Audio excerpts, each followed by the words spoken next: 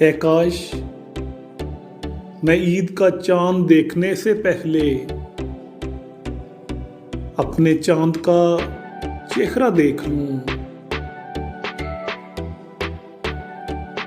पहला रमजान उसके बगैर गुजर रहा है, शायद पहली ईद उसके बगैर गुजरेगी। लोगों को कोरोना का गम खाए जा रहा है,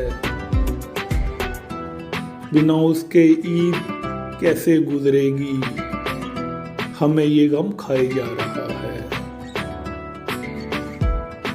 ये ईदें भी फिरका परस्त होती हैं,